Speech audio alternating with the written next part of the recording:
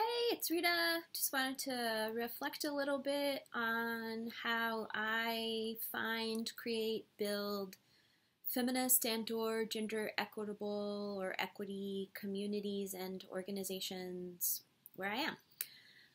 The one obvious one is my job.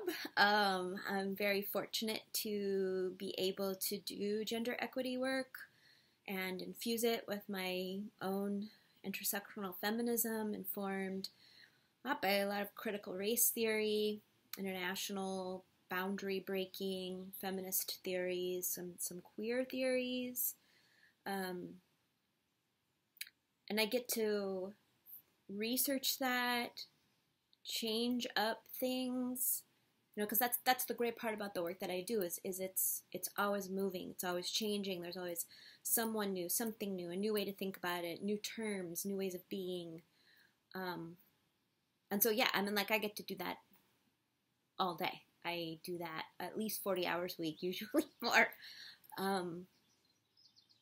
So I know that then, this might seem strange, then when I leave work, it's not as though I'm no longer committed to gender equity or that I don't practice my feminism. I do. I do that in my family, my close family ties of how do I raise my kids in a feminist space? How do I exist with my spouse in a feminist space? All our conversations are infused with these kinds of questions about gender and social identities, physical identities. And then there's, of course, friend groups, and, that's different depending upon where I am. I don't know that I would say, and I'm saying I don't know that I would say this because I'm not entirely sure. I don't know that all my friends would commit to the same principles of gender equity as I do. I'm really not sure if they would. In fact, I probably have some that would not.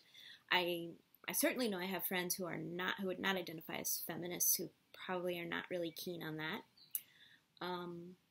So in those kinds of spaces, I realize how much I learn about why it's important to be in spaces with people who don't think like me, and that all connects back to my job, obviously, too.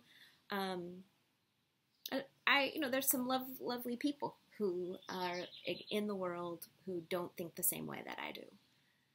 And then there are friend groups I have that we're just like all in, and it's pretty clear we're all going to be talking about social justice all the time. And so I have like this mixture.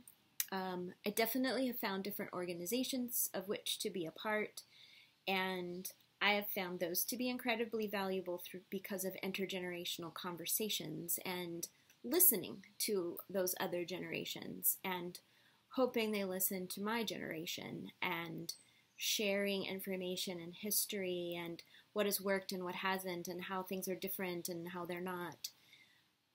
I think there's also, what I've also done in the past is created a sort of more feminist reading group, and I thought it was going to be part of the institution I was at, and what it ended up being were community members who were hungry for these conversations, and so I met people and kind of created that space without even meaning to. So that's a way you can do it. And then I think the other part that has been really important to me, and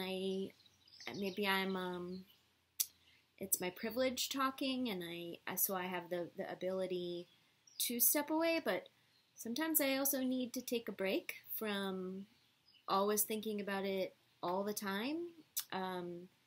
Give myself a little bit of space, and I may be completely misreading Sarah Ahmed's work in Living a Feminist Life, but she talks about how it's okay to take a break from doing some of this work. And she's talking about it specifically in terms of profession, a job, career. I'm not ready to take that break in my career, so I know that sometimes in my personal life, I just need to take a little bit of time away from some of it. So that's kind of how I create and exist in feminist and gender equity spaces as I move around and through the different groups and communities of which I'm a part. I'd love to hear from you, how you do it, and I would certainly be happy to chat more. You know where to find me, rmj207 at lehigh.edu. You can also find me on Instagram. So yeah, let's connect.